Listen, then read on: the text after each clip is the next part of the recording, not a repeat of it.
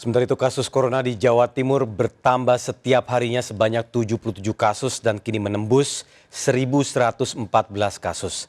Jawa Timur menjadi provinsi kedua terbanyak kasus corona setelah DKI Jakarta. Masyarakat diminta lebih waspada karena banyaknya kasus COVID-19 berasal dari orang tanpa gejala.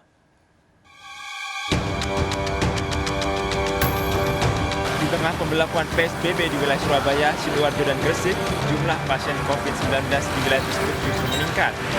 Hari Minggu kemarin terjadi penambahan pasien positif COVID-19 sebanyak 77 kasus. Jumlah terbanyak berasal dari kota Surabaya yang mencapai 59 orang. 27 orang diantaranya berasal dari klaster sebuah pabrik rokok. Lonjakan pasien positif COVID-19 ini membuat total pasien positif COVID-19 di Jawa Timur mencapai 1.114 kasus dan berada di urutan kedua terbanyak setelah DKI Jakarta yang berjumlah 4.463 kasus. Sebelumnya urutan kedua terbanyak ditempati Jawa Barat dengan total kasus 1.054 kasus. Di Jawa Timur terdapat 820 orang pasien yang dirawat dan pasien sembuh mencapai 117 orang. Sementara PDP sebanyak 3.319 orang dan ODP sebanyak 19.910 orang.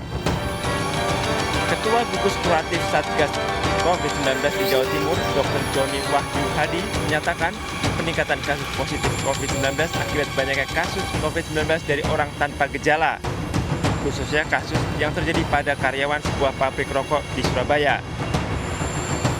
Didapatkan ada 34 yang swabnya positif, kemudian dari kedua dapatkan juga ada yang positif juga sebanyak 27. Untuk mereka yang positif ini sudah dilakukan penanganan, diisolasikan di rumah sakit, diantaranya juga di rumah sakit Menur dan salah satu rumah sakit swasta di Surabaya. Masyarakat harus lebih waspada karena banyak kasus COVID-19 yang berasal dari orang tanpa gejala atau OTG, sehingga langkah menjaga jarak atau social distancing secara disiplin tetap harus diperlakukan. Dari Surabaya, Jawa Timur, Rahmat Yayasan, iNews melaporkan.